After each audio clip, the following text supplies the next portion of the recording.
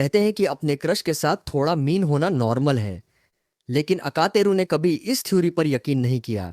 यही ख्याल उसके दिमाग में घूम रहे हैं जब वो डॉर्म में एंटर करता है। लेकिन इससे पहले कि वो अपने रूम तक पहुंचता, अंदर से एक जोरदार आवाज गूंजती है। बाहर खड़ा अकातेरू झुंझलाहट में सिर हिलाता है और खुद को शांत रखने के लिए एक गहरी सांस लेता है। अंदर कोई और नहीं बल्कि रोआ है, जो दिल खोलकर गा रही है। वो आराम से पसरी हुई है, गुनगुना रही है और उसके गाने के बोल चीख चीख कर गा रही है, जो अकातेरू की बढ़ती झुंझलाहट को और हवा देता है। फिर अकातू आखिरकार भड़क जाता है। वो अपने रूम में घुसकर पावर कॉर्ड को आउटलेट से झटके से खींचता है और म्यूजिक तुरंत बंद हो जाता है।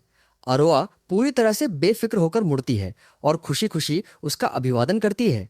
फिर उसे लेक्चर देने लगती है कि बिना इनविटेशन किसी के रूम में घुसना कितना रूड होता है। उसकी ये शेखी उसे और इरिटेट करती है, क्योंकि ये उसका रूम है और वही ट्रेसपास कर रही है। वो उससे कहता है कि अपनी आवाज़ धीमी रखे, वरना बाकी रेजिडेंट्स डिस्टर्ब होंगे, और एक हिंट के तौर पर अपने हेडफोन्स की तरफ इशारा करता है। मानने के बजाय इरोआ उसे बड़ी शरारत से चिढ़ाती है, इशारा करती है कि वो उसे छूना चाहता है। अकातेरू बर्फीले अंदाज में उसे चुप कराता है, साफ कहता है कि उसे उसकी हरकतों में कोई इंटरेस्ट नहीं है। उसकी लगातार बकबक से उसका बस जी मिचलाने लगता है। फिर इरोआ उस पर इल्जाम लगाती है कि वो उसे कपड़े बदलते वक्त पकड़ने की कोशिश कर रहा था। यहाँ तक कि मजाक में पुलिस बुलाने की धमकी भी देती है। हकीकत में अकातू वो शख्स है जिसे पुलिस बुलानी चाहिए। आखिरकार वो उसके रूम में जबरदस्ती घुसी है। वो एक पल के लिए इस बारे में सोचता है, लेकिन फिर रियलाइज करता है कि उस पर कोई यकीन नहीं करेगा। वो खुद को विक्टिम दिखाने में माहिर है। इरोआ को अकेरू पर अपनी धौंस जमाना बहुत पसंद है। एक मौके पर वो जानबूझकर उसके बिस्तर पर लेट जाती है और अपनी चेस्ट पर जोर देती है। अकातू फौरन अपनी नजरें दूसरी तरफ कर लेता है, लेकिन उसने डॉर्म की चाबी अपनी छाती के बीच छुपा रखी है। ये सच है कि उसने उसे चाबी दी थी, लेकिन इसका यह मतलब तो नहीं कि उसका जब मन करे वो वॉक इन करे। वो और आगे बढ़ते हुए उसे चिढ़ाती है कि अगर उसने उसे भगा दिया तो वो उसके बारे में कल्पनाएं करने लगेगा। इससे आखिरकार अकातू का पारा 7वें आसमान पर पहुंच जाता है। तो वो एक स्प्रे बॉटल उठाकर उसके चेहरे पर पानी छिड़कता है। वो दोनों फिर से बहस में पड़ जाते हैं। रोहा जोर देकर कहती है कि वो असल में उसकी छोटी बहन की तरह है, क्योंकि वो उसके दोस्त की सिबलिंग है। लेकिन अकेरी इस बात को सिरे से खारिज करता है, उसे स्ट्रेंजर कहता है। वो उसकी बटन दबाती रहती है, हर मौके पर उसे चिढ़ाती है। तभी अकातेरू का फोन बजता है। उसके अंकल का कॉल है। वो ईरो को घूरता है और चेतावनी देता है कि कोई मेस मत करना, क्योंकि उसका फ्यूचर इस कॉल पर डिपेंड करता है। वो बेमन से अच्छा बर्ताव करने का वादा करती है। उसके अंकल मकोतो एचपीडब्ल्यू के प्रेसिडेंट हैं, जो एक बड़ी एंटरटेनमेंट कंपनी है। मकोतो ने अकातेरू के उस बोल्ड एप्लीकेशन के बारे में बात करने के लिए फ़ोन किया है, जो उसने बिना प्रॉपर एग्जाम दिए कंपनी में भेजा था। वो इस मूव से बहुत इम्प्रेस्ड नहीं है, लेकिन क्योंकि अकातू उसका भतीजा है, वो कुछ कंडीशंस के तहत इसे वर्कआउट करने को तैयार है। उसका लहजा अचानक सीरियस हो जाता है जब वो अकातू से पूछता है कि क्या उसकी कोई गर्लफ्रेंड है, जो अकातू और इरोबा दोनों को पूरी तरह से ऑफ गार्ड पकड़ता है। फौरन इरोआ की आंखों में शरारत चमक उठती है। साफ है कि वो कोई स्कीम बना रही है। अकातारू ये नोटिस करता है और उसे जो भी प्लानिंग कर रही है उसे रोकने की चेतावनी देता है, लेकिन वो उसे इग्नोर करती है। इसके बजाय वो पास आती है और अजीब सी आवाज़ें निकालने लगती है, ताकि मकोतो को फ़ोन पर उसकी प्रेजेंस पक्की हो जाए। पैनिक में अकातारू झट से झूठ बोलता है कि ये बस एक बिल्ली है जिसे उसने अडॉप्ट किया है। बदकिस्मती से जब मकोतो कैजुअली उस बिल्ली के बारे में सवाल पूछता है, अकातू उनमें से किसी का भी जवाब नहीं दे पाता, जो सिचुएशन को और भी सस्पिशियस बना देता है। इरोआ पीछे नहीं हटती और अकातू को और पुश करती रहती है, जिससे वो सांस के नीचे गालियां बुदबुदाने लगता है और मकोतो कंफ्यूज हो जाता है। अपने झूठ को बचाए रखने के लिए बेकरार अकातू नाटक करता है कि बिल्ली उस पर अटैक कर रही है, ताकि सिचुएशन बिलीवेबल लगे। आखिरकार मकोतो चीजों को जोड़ना शुरू करता है और मान लेता है कि अकातू की कोई गर्लफ्रेंड है। पैनिक में अकातू झट से मना करता है और इरोव को धक्का देकर दूर करने की कोशिश करता है। सौभाग्य से मकोतो ये सुनकर खुश लगता है कि उसकी कोई गर्लफ्रेंड नहीं है, और उससे कहता है कि वो जल्द ही उसकी एप्लीकेशन की डिटेल समझाएगा। उनकी बातचीत के बाद रोहा अकातू के बिस्तर पर लौटती हुई शिकायत करती है कि उसे प्यास लगी है। एक आह भरकर अकातू उससे कहता है कि जाकर अपने लिए ड्रिंक ले आए, और वो खुशी खुशी उछलती हुई चली जाती है, उसे फ्रस्ट्रेटेड छोड़कर। अगले दिन अपने खाली पीरियड के दौरान अकातू अपनी नोटबुक में लिखते हुए समय बिताता है, जिंदगी और मौत पर रिफ्लेक्ट करता है और हर मिनट को एक बेहतर भविष्य सिक्योर करने में इस्तेमाल करने की अपनी वॉक पर। जैसे ही सब्जेक्ट खत्म होता है, अकातू का बेस्ट फ्रेंड ओजुमा थका हुआ अपनी कुर्सी पर ढेर हो जाता है। लकीली अकातू ने उसके लिए नोट्स बना लिए थे और ओजुमा शुक्रगुजार होकर उसका शुक्रिया अदा करता है। एहसान चुकाने के लिए ओजुमा अकातु को क्लास के बाद थोड़ा एनित्सु खाने के लिए इनवाइट करता है। अक्कू हमेशा हैरान होता है कि ओजुमा एक इंसान के तौर पर कितना ग्रेट है, लेकिन ओजुमा ये तारीफ वापस उसी पर मोड़ देता है। वो बताता है कि अकातेरू का दिल सच में बहुत अच्छा है और यही चीज़ उसे वो बनाती है जो वो है। भले ही अकातेरू इस बात पर जोर देता है कि वो जो कुछ भी करता है सोच समझ कर करता है, ओजुमा इस बात की तारीफ करता है कि वो हमेशा दूसरों के बारे में भी सोचता है, जिसमें वो और उसकी बहन एरोआ भी शामिल है। ओजुमा कैजुअली मान लेता है कि एरोआ फिर से अकातू के घर में जबरदस्ती घुसी होगी, और जब अकातू इसे कंफर्म करता है तो ओजुमा उसे चिढ़ाता है कि शायद उसे उस पर क्रश है। अकेरू असहमत होता है, उसे लगता है कि उसे बस मस्ती करना पसंद है। ओजुमा तर्क देता है कि ये उसका अफेक्शन दिखाने का तरीका हो सकता है, लेकिन अकातुरू अपनी बात पर अडिग रहता है और कहता है कि अगर वो सच में उसे पसंद करती तो उसे इतना टॉर्चर करने की कोई वजह नहीं होती। इससे पहले कि उनकी बातचीत आगे बढ़े, एक तेज तर्रार टीचर क्लासरूम में एंटर करती है और स्टूडेंट्स को चेतावनी देती कि वो उसका टाइम बर्बाद न करें। सब लोग झट से अपनी जगह से उठ खड़े होते हैं और यूं होमरूम शुरू हो जाता है। क्लास खत्म होने के बाद एक क्लासमेट अकातू के पास दौड़ती हुई आती है और बताती है कि एक क्यूट फर्स्ट ईयर गर्ल उसे ढूंढ रही है और हाँ, रोआ दरवाजे पर इंतजार कर रही है। जब उसका सामना होता है, वो स्वीट और कंपोज्ड एक्ट करने की कोशिश करती है, लेकिन अकातू ब्लंटली उसे कहता है कि नाटक छोड़ दे। पीछे हटने के बजाय इया नॉट अंडरस्टैंड करने का नाटक करती है और सबके सामने वोलसम एक्ट करती रहती है, जिससे अकातू बैड गाय लगता है। वो उसे साथ में घर चलने का इनवाइट करती है, लेकिन जब अकीरू अपना सामान लेने वापस जाता है तो वो ये भी कहती है कि वो उसके साथ अकेली रहना चाहती है, ओजुमा को एक्सक्लूड करते हुए। ये सुनकर अकातारू चौंक जाता है और जोर से रिएक्ट करता है। एरोआ इस मौके को भुनाती है, क्यूट एक्टिंग करती है और डिक्लेयर करती है कि वो एक कपल है। पूरी क्लास के मुंह खुले के खुले रह जाते हैं, जिसमें अकातुरू भी शामिल है, लेकिन वो नहीं रुकती। वो ड्रामेटिकली नकली आंसू बहाती है, पूरी तरह से अपने एक्ट में खो जाती है और अकातू को परेशान छोड़ देती है। ओजुमा अचानक आता है और पूछता है कि क्या हो रहा है। रोआ फौरन उसे बताती है कि वो और अकातू अकेले बाहर जा रहे हैं, जिससे अकातू और भी पैनिक हो जाता है। वो झट से उसका हाथ पकड़ता है और उसे एक सीरियस बात के लिए दूर खींच ले जाता है। आमने सामने वो यही जोर देती रहती है कि वो साथ है, भले ही ये साफ झूठ है। वो बताती है कि उसका मकसद पहले वाली फोन कॉल से आया, क्योंकि उसने सोचा कि उसे अपने अंकल को इम्प्रेस करने के लिए गर्लफ्रेंड की जरूरत पड़ सकती है। वो स्मगली डिक्लेयर करती है कि वो उसकी लीग से बाहर है, तो ये असल में उसकी जीत है। लेकिन अकातो बिल्कुल भी अम्यूज्ड नहीं है। वो उसे सख्ती से दखल न देने के लिए कहता है, क्योंकि उसका फ्यूचर दांव पर है। इससे पहले कि वो चला जाए, एरो अचानक उसे पीछे से गले लगा लेती है। वो उसे नोटिस करने के लिए चिढ़ाती है, कहती है कि फ्यूचर मैटर नहीं करता, बल्कि प्रेजेंट मैटर करता है। उसकी आंखों में आंसू भर आते हैं और वो कबूल करती है कि वो उसकी गहराई से केयर करती है और बस चाहती है कि वो हमेशा साथ रहे। एक पल के लिए अकातू पीछे हट जाता है, सोचता है कि वो सिंसियर है। उसके गार्ड नरम पड़ जाते हैं, लेकिन जैसे ही वो उस पर यकीन करने वाला होता है, इरोआ एक शरारती हंसी में फूट पड़ती है, ये खुलासा करते हुए कि ये सब एक एक्ट था। वो उसे अपने एक्ट में फंसने के लिए चिढ़ाती है और मजाक करती है कि वो ऐसे कन्फेस करना कितना चाहती थी। अकातो जवाब देने के लिए बहुत ज्यादा परेशान है। उसका चेहरा गर्म हो जाता है जब वो उसके लाल कानों को नोटिस करती है और मान लेती है कि वो एम्बेरस्ड है। वो गुस्से में फूट पड़ता है और ऐलान करता है कि वो आज के बाद उसकी किसी भी बात पर कभी यकीन नहीं करेगा। गुस्से में अकातुरू सीढ़ियों से नीचे इरोआ का पीछा करता है, लेकिन वो उसके पकड़ने से पहले ही बच निकलती है। बाद में वो अपने अंकल मकोतो से एक कैफे में एचपीडब्ल्यू में अपनी एप्लीकेशन पर चर्चा करने के लिए मिलता है। मकोतो बताता है कि उनके साथ कोई और भी जुड़ने वाला है, लेकिन पहले वो अकातू से प्राइवेटली बात करना चाहता है। वो इस बात का जिक्र करता है कि अकातू ने पहले ही एक गेम रिलीज कर दी है। अकातुरू स्पष्ट करता है कि ये एक टीम एफर्ट थी जिसमें कुल 5 मेंबर्स थे। ओजुमा प्रोग्रामर था और अकातू प्रोड्यूसर और डायरेक्टर दोनों की भूमिका में था। 3 और मेंबर्स के साथ मिलकर उन्होंने फिफ्थ फ्लोर अलायंस बनाया। वो मानता है कि गेम की सक्सेस उसकी टीम के बिना पॉसिबल नहीं होती। मकोतो नोट करता है कि इंडस्ट्री ने उनके अचानक उभरने के बारे में बात करनी शुरू कर दी है, उनकी इम्प्रेसिव अचीवमेंट को एक्नॉलेज करते हुए। वो मानता है कि जब वो स्कूल में था तो वो भी ऐसा कुछ नहीं कर सकता था, इसलिए अकातू इस पॉपुलैरिटी का हकदार है। टॉपिक में गहराई से जाने से पहले मकोतो अकातू को पहले कुछ ऑर्डर करने के लिए कहता है।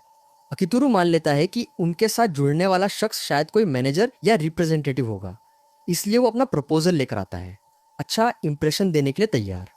जब मकोतो ऑर्डर देता है, वो कैजुअली वेट्रेस के साथ फ्लर्ट करता है, यहाँ तक कि उसे डिनर पर चलने के लिए भी कहता है, जबकि वो साफ तौर पर काम कर रही है।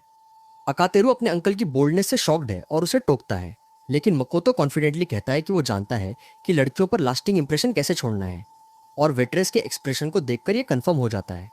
परेशान होकर अकातु शांत होने के लिए बाथरूम जाने का बहाना बनाता है। वो अपनी आंखें बंद कर लेता है ताकि जो उसने देखा उसे भूल सके। इसलिए वो साइन देखने में फेल हो जाता है जो बताता है कि ताला टूटा हुआ है। वो बिना सोचे दरवाजा खोलता है और गलती से माशिरो पर वॉक इन कर बैठता है, जो अभी भी टॉयलेट पर बैठी है।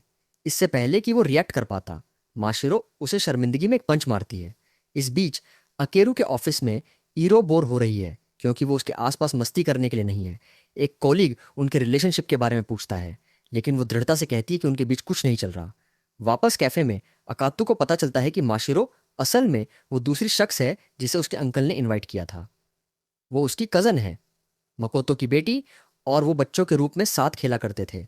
हालांकि अब वो उसे बिल्कुल नहीं पहचान पाया क्योंकि वो बड़े हो गए हैं। मकोतो फिर अपना प्लान रिवील करता है। वो चाहता है कि अकातुरु माशिरो के फेक बॉयफ्रेंड के रूप में एक्ट करे।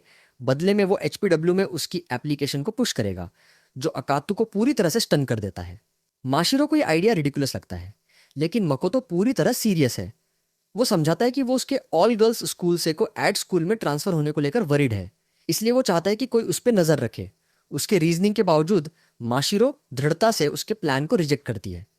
क्यूरियस होकर अकातुरु पूछता है कि उसे ट्रांसफर करने की जरूरत क्यों है, लेकिन माशिरो ने उसे बताने से मना कर दिया, जिस पर मकोतो ने पूरी स्टोरी को रोके रखा।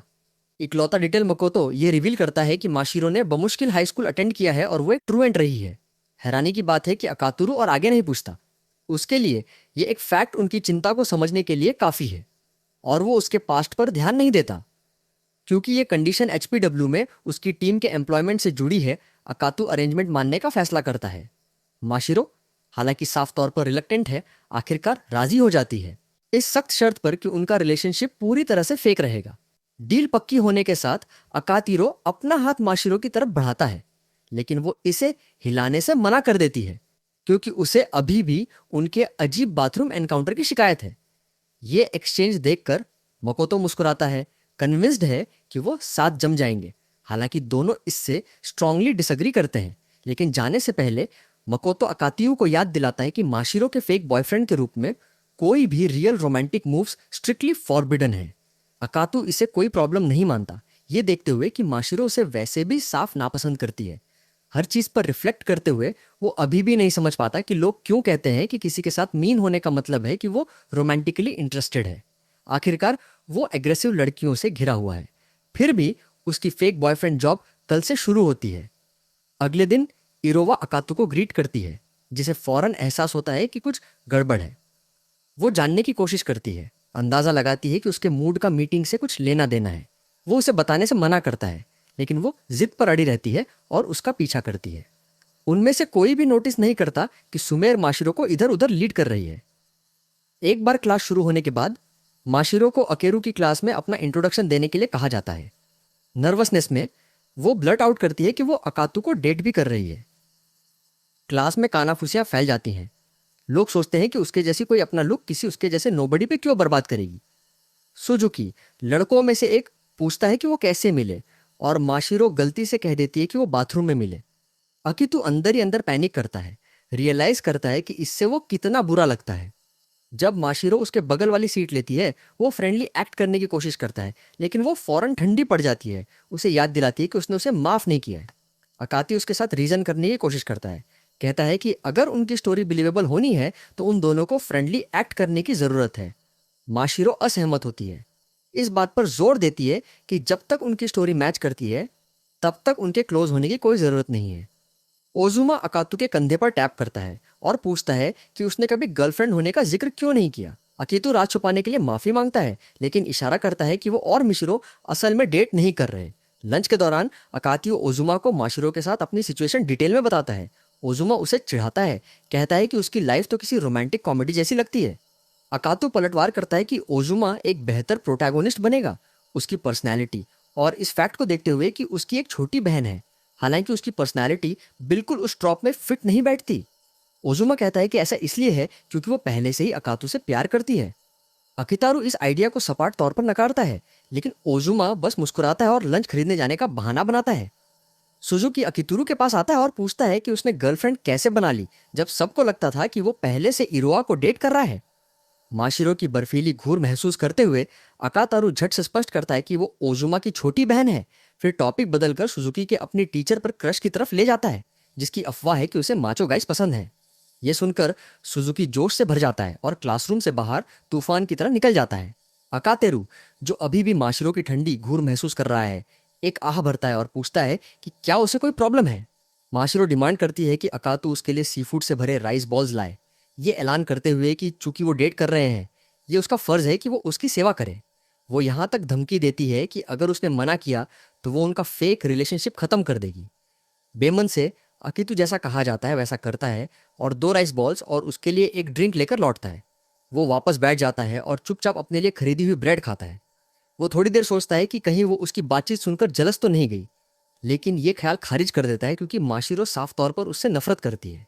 क्लास दोबारा शुरू होती है जब सुमेरी रूम के सामने आती है और स्टूडेंट से पूछती है कि क्या उन सब ने अपना होमवर्क पूरा कर लिया है। एक लड़का हाथ उठाता है और मानता है कि वो भूल गया, जिससे सुमेर का गुस्सा भड़क जाता है। वो जिम्मेदारी पर एक लेक्चर शुरू करती है, उन्हें चेतावनी देती है कि बिना अनुशासन के वो कम से ज्यादा कुछ नहीं है। स्टूडेंट अपनी सफाई देने की कोशिश करता है, लेकिन सुमेर उसे काट देती है। हालांकि आखिरकार वो इस शर्त पर माफ कर देती है कि वो बेहतर करने का वादा करता है। अकातेरू माशिरो की तरफ ग्लांस करता है और नोटिस करता है कि वो सुमेर को कितनी इंटेंटली देख रही है। वो नोट करता है कि सुमेर शायद एक ट्रांसफर स्टूडेंट के लिए आइडियल होमरूम टीचर न हो। जब क्लास खत्म होती है, सुमेर दरवाजे पर रुकती है और अकातू को बुलाती है। वो उसे एक असाइनमेंट डिस्कस करने के लिए काउंसलिंग रूम में मिलने का निर्देश देती है। अकातू शांति से राजी हो जाता है, लेकिन जैसे ही सुमेर निकलती है, कई लड़के परेशान होकर उसके पास आते हैं, ये सोचते हुए कि वो इतना कंपोज्ड कैसे रह सकता है जबकि सबको पता है कि वो कितनी डरावनी है। वो सिंपल रिप्लाई करता है कि वो उसे किल नहीं करने वाली, फिर काउंसलिंग रूम की तरफ चल पड़ता है। जब वो आता है, उसे अंदर आने का सिग्नल मिलता है। बस एक टॉर्चर चैम्बर के नज़ारे से स्वागत होता है। वो बीच में एक सीट लेता है और लगभग फौरन सुमेर का बर्ताव बदल जाता है। वो जमीन पर झुकती है और घबराहट से उसकी माफ़ी मांगती है। अकातारू का एटीट्यूड भी शिफ्ट होता है। वो अचानक पहले से कहीं ज़्यादा कॉन्फिडेंट लगता है। समीर लेसन प्लान और टीचिंग ड्यूटीज में डूबे होने के बहाने बुदबुदाती है। अकातेरू अपना फ़ोन निकालता है और उसे वो नोटिफिकेशंस दिखाता है जो उसे उसकी ऑनलाइन एक्टिविटी के बारे में मिले थे, रिवील करते हुए कि वो काम करने के बजाय और चीज़ें कर रही है। सुमुर की टीचिंग आइडेंटिटी शिबुकु मुरासाकी है। क्लास में उसे स्ट्रिक्ट वेनमस क्वीन के रूप में जाना जाता है, लेकिन अकातुरु और बाकी फिफ्थ एवेन्यू अलायंस के लिए वो सिंपल सुमेर है, उनकी इलस्ट्रेटर जो हमेशा अपनी डेडलाइंस को पूरा करने में स्ट्रगल करती है। अकातारू क्लास में पहले सुमेर के कठोर शब्दों की तरफ इशारा करता है, जिसने साफ तौर पर एक प्राइड को ठेस पहुंचाई। वो समझाती है कि उसका स्ट्रिक्ट टीचर पर्सोना वो नहीं है जो वो असल में है, क्योंकि ये सब बस उस एक्ट का हिस्सा है जो वो अपने स्टूडेंट्स के सामने खेलती है। आह भरते हुए अकातू सब्जेक्ट बदलने का फैसला करता है और उसकी अब तक की प्रोग्रेस के बारे में पूछता है। सुमेरी नर्वस हो जाती है और उसे अपना टैबलेट दिखाती है, जो एकदम खाली पन्ना दिखाता है। चिढ़कर अकातू उसे टॉर्चर मशीनों में से एक में फेंकने की कोशिश करता है, फिर उसकी पोनीटेल खींचता है जब वो भागने की कोशिश करती है। सुमी जोर देती है कि वो आर्टिस्ट ब्लॉक से जूझ रही है। उसके बाल छोड़ते हुए अकातू आह भरता है और कहता है कि अगर उसे परेशानी हो रही थी तो उसे उसके पास आना चाहिए था। सुमेर प्रोटेस्ट करती है, कहती है कि ऐसा करने से उसकी कूल इमेज खराब हो जाएगी। साफ तौर पर पेशेंस खोते हुए अकातू झुंझलाहट में उसके कंधे पर कुछ प्रेशर पॉइंट्स दबाता है। एक बार जब वो उसे छोड़ता है, वो बुदबुदाता है कि उसने कभी नहीं सोचा था कि सुमेर इतनी होपलेस हो सकती है। वो याद करता है जब वो पहली बार मिले थे। वो एक मांगा कन्वेंशन में पोटेंशियल इलस्ट्रेटर्स की तलाश कर रहा था, लेकिन उसे कोई नहीं मिला था। जैसे ही वो हार मानने वाला था, उसने एक टैबू रोमांस दर्शाने वाली एक कॉमिक पर गौर किया। आर्टवर्क इतना डिटेल था कि इसने फौरन उसका ध्यान खींचा। जब वो आर्टिस्ट के पास पहुंचा और पूछा कि क्या वो उसके प्रोजेक्ट में शामिल होगी, वो मुड़ी और उसके शौक में उसने रियलाइज किया कि ये उसकी होमरूम टीचर थी। ये वो वक्त था जब अकातू ने फैसला किया कि वो जो उसके सीक्रेट के बारे में जानता है उसे उसे अपने लिए काम करवाने के लिए इस्तेमाल करेगा। सुमेर अभी भी विश करती है कि वो एनकाउंटर अलग तरह से हुआ होता, क्योंकि इसने अकाचुरु को उसकी रेपुटेशन को एक रिलायबल टीचर के रूप में कंट्रोल करने का लिवरेज दे दिया। अकातारू उससे कहता है कि ये उसकी अपनी गलती है और अब जबकि वो उसकी टीम का हिस्सा है, बेहतर होगा कि वो गेम के लिए ड्राफ्ट बनाना शुरू करे। सुमेर कराहती है कि वो अभी भी अपने आर्टिस्ट ब्लॉक की वजह से ड्रॉ नहीं कर सकती। अकातुरु सुझाव देता है कि वो बस इस पे सो जाए, लेकिन सुमेर गलत समझ बैठती है और ब्लर्ट आउट करती है कि उसे 15 साल और उससे बड़े लड़के पसंद नहीं है। अकातेरू उसे ऐसा सोचने के लिए भी डांटता है और कहता है कि कुछ खाओ ताकि उसका ब्लड फ्लो हो और वो काम पर फोकस कर सके। वो उसे आधे दिन की एक्सटेंशन भी देता है, जो फौरन उसके मूड को ऊपर उठा देता है। इससे पहले कि वो जाए, सुमेवर माशिरो के साथ उसके असली रिलेशनशिप के बारे में पूछती है। अकातेरू मानता है कि ये एक फेक रिलेशनशिप है जो उसने अपने अंकल की कंपनी का सपोर्ट पाने में उनकी मदद करने के लिए स्वीकार किया था। सुमेराय फिर रिवील करती है कि स्कूल के पास माशिरो के केस को हैंडल करने के लिए स्पेशल इंस्ट्रक्शंस हैं। अकातेरू फौरन अंदाजा लगाता है कि ऐसा इसलिए है क्योंकि वो एक शट इन है। अकातेरू मानता है कि वो बस इतना ही जानता है। तो सुमेर समझाती है कि माशिरो को उसकी पिछली स्कूल में बुली किया गया था। उसके कुछ क्लासमेट्स ने एक सीक्रेट खोज लिया था जो वो छुपा रही थी और इसका इस्तेमाल उस पर पावर रखने के लिए किया। सुमेर मानती है कि वो नहीं जानती कि सीक्रेट क्या है, लेकिन वो अकारू से माशिरो की स्कूल लाइफ को जितना पॉसिबल हो कंफर्टेबल बनाने में मदद करने के लिए कहती है। वो कहती है कि वो चाहती है कि माशिरो यहाँ जेन्युइनली अपना टाइम एंजॉय करे और उसे कॉन्फिडेंस है कि अकातेरू ऐसा करा सकता है। अकातू तारीफ को दरकिनार करता है, लेकिन सुमेरा जोर देकर कहती है कि उसे तारीफ एक्सेप्ट करनी चाहिए। उसे याद दिलाती है कि वो और ओजुमा दोनों भी उसकी लाइफ पर पड़े इम्पैक्ट के लिए ग्रेटफुल हैं। रूखे अंदाज में अकातू उससे कहता है कि चापलूसी से उसे एक और डेडलाइन एक्सटेंशन नहीं मिलेगी। बाद में अकातुई क्लासरूम लौटता है और माशिरो से पूछता है कि क्या वो साथ में घर चलना पसंद करेगी। माशिरो हालांकि रूखेपन से उसे अपने से दूर रहने के लिए कहती है। कानाफूसियां तेजी से फैलती हैं। कुछ चिढ़ाते हैं कि माशिरो जरूर छुंडेरे होगी और वो दोनों एक मैरिड कपल की तरह एक्ट करते हैं। ये कमेंट सुनकर माशिरो परेशान हो जाती है और क्लास से बाहर भाग जाती है। अकातेरू उसे जाते हुए देखता है, सोचता है कि वो उसके प्रति इतनी कोल्ड क्यों एक्ट करती है। ओजुमा उसके एक्सप्रेशन को नोटिस करते हुए रिमार्क करता है कि उसे नहीं लगता कि माशिरो बिल्कुल भी बैड पर्सन है। अकातेरू सहमत होता है, लेकिन कहता है कि उसे कम से कम उसे प्रोटेक्ट करने के लिए पास आने का मौका तो देना चाहिए। वो ओजुमा से सलाह मांगता है, लेकिन ओजुमा मानता है कि अकातू का केस मुश्किल है, ये देखते हुए कि माशिरो पहले से ही उसे नेगेटिवली देखती है। शू लॉकर एरिया में अकेला अकातू अचानक महसूस करता है कि दो बाहों ने उसे पीछे से कसकर पकड़ लिया है। एक जानी पहचानी चिढ़ाने वाली आवाज आती है और वो फौरन इसे रोआ के रूप में पहचान लेता है। वो उसे उतरने के लिए कहता है, लेकिन वो जोर देती है कि वो बस उसका साथ देकर उस पर काइंडनेस दिखा रही है। खुद को और करीब दबाते हुए रोआ चिढ़ाती है कि अगर वो सच में उसे जाने देना चाहता है तो जो सॉफ्टनेस वो महसूस कर रहा है वो गायब हो जाएगी। तब अकातेरू को एहसास होता है कि उसकी छाती उसकी पीठ से सटी हुई है। मामले को और बदतर बनाने के लिए अकेरू झट से समझ जाता है कि कुछ अजीब है और इरोआ उसके शक की पुष्टि करती है। वो मानती है कि उसने अंडरवियर नहीं पहना है। वो समझाती है कि हाल ही में वो थोड़ी बड़ी हुई है, जिससे उसके अंडरगारमेंट्स बहुत टाइट हो गए हैं। यहाँ तक कि उसकी स्कूल यूनिफॉर्म भी इतनी स्नग हो गई थी कि कुछ बटन पॉप ऑफ हो गए। मतलब कि अगर वो अब उससे दूर हुई तो वो एक्सपोज हो जाएगी। अकातेरू को उस पर यकीन करना मुश्किल लगता है, लेकिन ये स्लिम चांस कि वो सच बोल रही हो उसे दूर धकेलने से रोकती है। अगर वो झूठ बोल रही है तो वो बस मूर्ख लगेगा, लेकिन अगर नहीं तो उसे जबरदस्ती हटाना डिजास्टर स्पेल कर सकता है, न केवल ओजुमा के साथ उसकी फ्रेंडशिप के लिए बल्कि उसके अंकल की कंपनी के साथ उनके ग्रुप की डील के लिए भी। आखिरकार अगर कोई उन्हें इस तरह देख लेता है तो लोग मान लेंगे कि वो माशिरो को धोखा दे रहा है रोआ के साथ। डैमेज को मिनिमाइज करने का फैसला करते हुए अकातारू झट से अपने हाथ उसकी टांगों के चारों तरफ हुक करता है और उसे पिग्गीबैक पोजीशन में शिफ्ट कर देता है। हिरोआ पैनिक करती है जब अकातेरू उसे ताने मारता है। उससे ये मनवाने की कोशिश करता है कि वो झूठ बोल रही थी, लेकिन वो जिद पर अड़ी रहती है। अकातू स्कूल से बाहर भागता है, देखे जाने से बचने के लिए साइड रूट लेता है। अरोआ अचानक दौड़ से परेशान हो जाती है और ब्लर्ट आउट करती है कि वो सरेंडर करती है, जिस पर अकातू आखिरकार रुकता है। वो उसे फौरन नीचे नहीं उतारता, बस उसे चिढ़ाने के लिए झूठ बोलने के लिए उससे माफी मनवाता है। जब आखिरकार वो उसे नीचे गिराता है, वो उसके बर्ताव के लिए डांटता है। तभी रियलाइज करता है कि वो आधी सच बोल रही थी अंडरवियर न होने के बारे में। वो दोनों साथ में घर चलते हैं और अकातियो पूछता है कि क्या उसके पास किसी मुश्किल लड़की से दोस्ती करने की कोई सलाह है। ईरो अपील करती है, मान लेती है कि आखिरकार उसे कोई क्रश है। जब अकातु झट से उसे सही करता है और माशिरो के साथ सिचुएशन समझाता है, वो स्पष्ट करता है कि उसकी कोशिशें मुख्य रूप से उसके अपने फायदे के लिए हैं, लेकिन रोहा जोर देती है कि अंदर ही अंदर वो जेन्युइनली माशिरो से दोस्ती करना चाहता है। एक ग्रीन के साथ वो उसे कहती है कि ये उस पर छोड़ दे और वो उसे सिखाएगी कि माशिरो को कैसे जीतना है। अगले दिन अकातेरू स्कूल में डॉग कॉलर पहनकर आता है और माशिरो का बैग ले जाने की पेशकश करता है। लंच के दौरान वो उसे गर्म खाना सर्व करता है। लंच के बाद वो उसे पिगी बैक राइड देने की भी ऑफर करता है। उसकी सारी हरकतें बस माशिरो को इरिटेट करती हैं। वो उसकी लीश पकड़ती है और उसे स्टेयरवेल पर खींच ले जाती है जवाब मांगने, ये सोचते हुए कि ये कोई प्रैंक है। वो तब नाराज होती है जब अकीरो मानता है कि उसे भी रिडिकुलस लग रहा है, क्योंकि ये एक ऐसी स्कीम है जिसमें उसे इरोआ ने फंसाया। वो मानता है कि उसे पता था कि शायद ये काम नहीं करेगा, जो माशिरो को और भी फ्रस्ट्रेट करता है। वो सोचती है कि क्या वो उसे इतना नापसंद करता है। इससे पहले कि अकातारू जवाब दे पाता, इरो आती है और उन्हें लवी डवी होने के लिए चिढ़ाती है। माशिरो पूछती है कि वो कौन है, तो वो खुशी से ऐलान करती है कि वो सब कुछ के पीछे की मास्टरमाइंड है। जब माशिरो उनका आसान मजाक देखती है, वो नोटिस किए बिना नहीं रह पाती कि वो दोनों कितने क्लोज लगते हैं। अचानक माशिरो ऐलान करती है कि वो जा रही है और उन्हें झिड़कती है कि उसे परेशान करना बंद करें।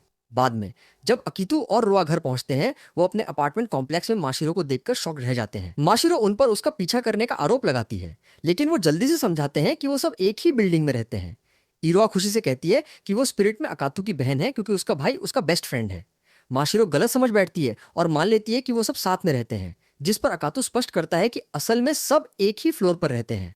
सुमेर ठीक ओजुमा के बगल में है और इरोवा का अपना खुद का अपार्टमेंट है। सुमेरे के जिक्र पर माशिरो अचानक भड़क जाती है। कहती है कि उसे नफरत है कि वो सब इतने पास रहते हैं और अपना दरवाजा जोर से बंद करती है। अकातू उसके दरवाजे के पास आता है और कॉन्फिडेंटली ऐलान करता है कि वो उसकी लाइफ में दखल देगा। अकातू अपने रूम में अपने ग्रुप के साथ मीटिंग बुलाता है। वो उनसे कहता है कि वो माशिरो के लिए उनके अपार्टमेंट बिल्डिंग में शिफ्ट होने का सेलिब्रेट करने के लिए वेलकम पार्टी रखना चाहता है। उसने पहले ही डेट सेट कर दी है, फ्राइडे रात 8 बजे। हालांकि इरोआ को चिंता है कि माशिरो शायद न आए। अकातू उसे एक कॉन्फिडेंट स्माइल देता है और कहता है कि उन्हें बस उसे काफी परेशान करना है और उसके पास पहले से एक प्लान है। अपने प्लान से पहले फिफ्थ फ्लोर अलायंस एक प्रोजेक्ट की डेडलाइन पूरी करने का जश्न मनाने के लिए अपनी छोटी सी पार्टी एंजॉय करता है। समीरा हमेशा से ज्यादा पीती है, जिस पर अकातारू उसे डांटता है कि वही है जो हमेशा अपने सबमिशन में लेट होती है। अकातेरू नोटिस करता है कि एरोवा असामान्य रूप से विनम्र और पोलाइट लग रही है, और वो समझाती है कि वो थोड़ा आउट ऑफ प्लेस फील करती है क्योंकि वो ऑफिशियली उनकी टीम का हिस्सा नहीं है। हालांकि वो सेलिब्रेशन में शामिल होने के लिए ग्रेटफुल है। अकातू उसे एक असहज नजर देता है, रियलाइज करता है कि जब इरोआ पोलाइट होती है तो ये उसे ऑफ कर देता है, खासकर क्योंकि वो आमतौर पर एक मुसीबत होती है। ओजुमा अकातेरू के कुकिंग की तारीफ करता है, खासकर उसके बनाए रोस्ट बीफ की। बदले में अकातेरू ओजुमा की टेक्निकल स्किल्स की तारीफ करता है, उसके इंजीनियरिंग सेटअप को क्रेडिट देता है जिसने उनकी फाइल्स को बहुत तेजी से अपलोड करने दिया और उन्हें समय पर डेडलाइन पूरी करने में मदद की। ओजुमा हम्बली तारीफ को खारिज करता है, कहता है कि उसे नहीं लगता कि वो पर्टिकुलरली टैलेंटेड है और जो वो करता है वो बस सिंपल स्टफ है। वो फिर मानता है कि इकलौती वजह कि वो अपनी स्किल्स का इस्तेमाल कर पा रहा है क्योंकि अकातू ने सबसे पहले उसके लिए अपॉर्चुनिटी बनाई। तो उसके लिए अकेरू वो है जो सच में टैलेंटेड है। अरोवा गर्म जोशी से मुस्कुराती है जब वो दोनों बातचीत कर रहे होते हैं। तभी अजोवा अचानक नोटिस करता है कि नामा को आसपास नहीं है। अकातू समझाता है कि नामा को पर्सनल डेडलाइन की वजह से उन्हें ज्वाइन नहीं कर पाया। नामाको उनका सिनारियो राइटर है। अकातेरू ने पहली बार एक फैन लेटर के जरिए नामाको को उनके गेम प्रोजेक्ट में शामिल होने का इनवाइट भेजा था और वो पूरी तरह से शॉक्ड था जब नामाको ने असल में जवाब दिया और राजी हो गया। वो अभी तक पर्सनली नहीं मिले हैं, लेकिन उनकी ऑनलाइन चैट से नामाको प्रोफेशनल, रिलायबल और बात करने में आसान लगता है, एक और एडल्ट के विपरीत जिसे अकातेरू जानता है। सुमेराय रियलाइज करते हुए कि वो उसकी बात कर रहा है, नशे में प्रोटेस्ट करती है। अकातेरू उसे दरकिनार करता है, कहता है कि वो बस नामाको की बात कर रहे हैं। जब वो देखता है कि वो कितनी ड्रंक है, वो पूछता है कि वो क्या पी रही है और हिरोमा उसे वो बॉटल दिखाती है जो सुमेर ने ड्रिंक्स मिक्स करने में इस्तेमाल की। सुमेर अचानक कहती है कि वो अमेजिंग फील कर रही है और अकातू पर झपटती है एक हक के लिए, जिसे वो रोकता है। अकातेरू झट से सब्जेक्ट बदलता है और माशिरो की सरप्राइज पार्टी के प्लान डिस्कस करने के लिए सबका ध्यान बुलाता है। पार्टी से 6 दिन पहले अकातू माशिरो को इनवाइट करने की अपनी पहली कोशिश करता है, बार बार उसकी डोरबेल बजाकर। जब वो आखिरकार दरवाजा खोलती है, उसका सामना अकातेरू की जोशीली ग्रिन से होता है जब वो उसे आने वाली पार्टी के बारे में बताने लगता है। इससे पहले कि वो खत्म कर पाता, माशिरो उसके चेहरे पर दरवाजा मार देती है। संडे को वो फिर कोशिश करता है, लेकिन इस बार वो रियलाइज करता है कि डोरबेल काम नहीं कर रही है। बिना हिम्मत हारे वो इसके बजाय उसका मेल बॉक्स इन्विटेशन लेटर से भरने का फैसला करता है। पार्टी से 4 दिन पहले क्लास के दौरान अकातू माशिरो को एक नोट फेंकता है जिसमें लिखा है कि वो उससे बात करना चाहता है। वो आगे पीछे नोट्स पास करने लगते हैं। माशिरो पूछती है कि क्या उसने कल जो किया वो बुलिंग गिना जाता है। अकितू झट से इनकार करता है, जोर देता है कि वो बस उसे डिनर पार्टी में इनवाइट करना चाहता था। माशिरो कन्विंस्ड नहीं होती, बताती है कि उसका मेलबॉक्स इनविटेशन से ओवरफ्लो हो रहा था जो इसे ट्रैश कैन जैसा बना रहा था। जब वो उसकी लाइम आईडी मांगने की कोशिश करता है, वो फौरन मना कर देती है। ब्रेक लेने का फैसला करते हुए अकातू कल फिर कोशिश करने की कसम खाता है। दुर्भाग्य से मिरो उसे पूरी तरह से इग्नोर और अवॉइड करती है। बुधवार को अकातू उसे तभी पकड़ता है जब वो एलिवेटर से बाहर निकलती है और उसे पार्टी की याद दिलाता है, केवल माशिरो के लिए उसे स्टॉकर कहने पर। अगले दिन वो उसे फिर स्कूल में पूछता है, लेकिन माशिरो उसे पब्लिक में करने के लिए डांटती है। क्लास के बाद अकातू और इरोमा पार्टी के सामान की शॉपिंग के लिए निकलते हैं। ब्राउज करते वक्त इरोआ पिघले हुए चीज से भरे सॉसेज के फ्री सैंपल देने वाले एक स्टॉल से डिस्ट्रैक्ट हो जाती है। वो अकातू को एक ट्राई करने का आग्रह करती है, लेकिन वो एम्बेरेस्ड होकर मना कर देता है। सेल्स लेडी उन्हें कपल समझने की गलती करती है और उसे अपनी गर्लफ्रेंड के लिए एक लेने के लिए कहती है। जब वो फिर मना करता है, वो जोर देती है कि उसे लेना चाहिए क्योंकि उसकी गर्लफ्रेंड उदास लग रही है। इरोआ से एम्बेरेस्ड नहीं होना चाहते हुए अकातू बेमन से इसे ट्राई करने को राजी होता है, लेकिन जैसे ही वो सॉसेज के लिए पहुंचता है, इरोआ उसे दूर खींच लेती है। चिढ़ाती है कि अगर उसे सच में चाहिए तो उसे इसके लिए भीख मांगनी चाहिए, रियलाइज करते हुए कि वो बस उसे एम्बेरस करने के लिए ऐसा कर रही है। अकीतू फैसला करता है कि सबसे अच्छा होगा कि उसकी बात मान ली जाए। जब इरोआ उसे खिलाने की पेशकश करती है, वो चुपचाप इसका बदला लेने की कसम खाता है। वो सॉसेज खाता है और मानता है कि इसका टेस्ट ग्रेट है, जबकि सेल्स लेडी उन्हें अपने स्टॉल से प्यार से देख रही होती है। जब वो दूसरी आइल में जाते हैं, अकातू पूछता है कि इरोआ लोगों को इतनी आसानी से आई लव यू कैसे कह सकती है। इरोआ जवाब देती है कि जब वो जेन्युइनली उनकी केयर करती है तो ये आसान है, जिस पर अकातू चुपचाप उसकी तुलना माशिरो से कर